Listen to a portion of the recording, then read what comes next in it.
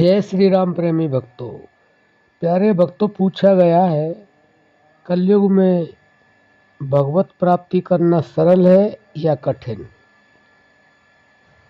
भक्तों, बहुत अच्छा प्रश्न है, क्योंकि भगवत प्राप्ति के लिए ही इंसान इस संसार में आया है। तो युग पहले सतयुग आया, फिर त्रेता आया, द्वापर और अब कलयुग। अलग अलग युग में अलग अलग साधनाओं से भगवत प्राप्ति होती रही है, लेकिन हमारे संतों ने तो स्पष्ट लिख दिया है कि कलयुग केवल नाम आधारा, सुमिर सुमिर नर उतर ही पारा। केवल और केवल नाम जप से बहुत ही सरल तरीके से और भगवत प्राप्ति हो जाती है।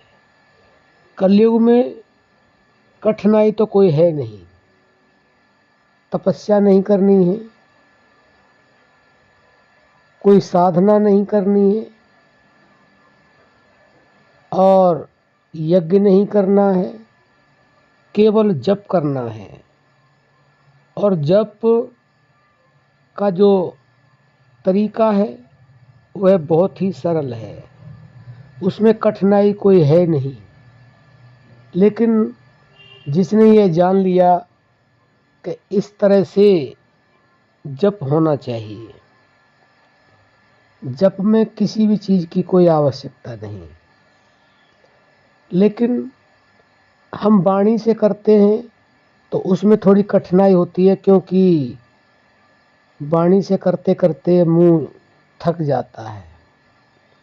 फिर हम होठ और जीभ से करते हैं, उसमें भी थोड़ी हमें परेशानी होती है। मानसिक करते हैं तो वह काफ़ी उच्च श्रेणी का है, लेकिन उसमें भी मन थक जाता है। इसलिए हमारे संतों ने बहुत ही सरल उपाय बताया, जो प्राण जप है।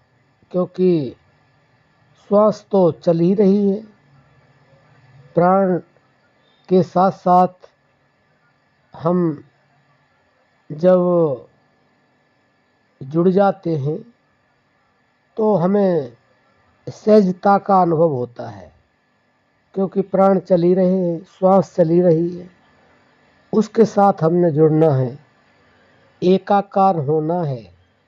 तो इसमें कोई कठिनाई नहीं। इसलिए कलयुग में भगवान की प्राप्ति होना बहुत ही सरल है। केवल आप परावाणी से, श्वासों से जुड़ जाइए और हर समय जुड़ जाइए। जो हर समय श्वासों के साथ जुड़ा रहता है, श्वासों के साथ एकाकार कर लेता है, तो समझ लो उसके लिए भगवत प्राप्ति दूर नहीं, बहुत ही नज़दीक में है। लेकिन इसका अभ्यास जल्दी से होता नहीं है। वैसे तो अभ्यास के लिए कहा गया है कि करत करत अभ्यास के जड़ मत होत सुजान, रसरी आवत जाते सिल पर परत निशान। अभ्यास अगर करते हैं तो देखो, रस्सी कुएं में जाती आती है और पत्थर कितना मजबूत होता है, रस्सी कोमल होती है, लेकिन फिर भी उस पर जब रगड़ लगती रहती है, रगड़ लगती रहती है, तो वह वहाँ पर निशान पड़ जाता है, गड्ढा हो जाता है। अगर आप इस तरह से निरंतरता से और आप नाम जप करें तो कलयुग में बहुत ही सरल है भगवत प्राप्ति करना, इसमें बिल्कुल भी संदेह नहीं है। इसलिए आप ज़्यादा से ज़्यादा नाम जप करें और अपने परावाणी यानी कि श्वासों से जुड़े रहें, तो आपको बहुत ही जल्दी भगवत प्राप्ति हो जाएगी।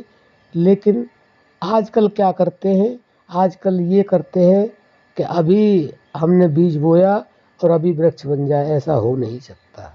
इसलिए नाम जप करते रहें, पूर्ण अभ्यास करें, और जिस दिन आपका अभ्यास पूर्ण हो जाएगा, परिपक्वता आ जाएगी, भगवत प्राप्ति हो जाएगी।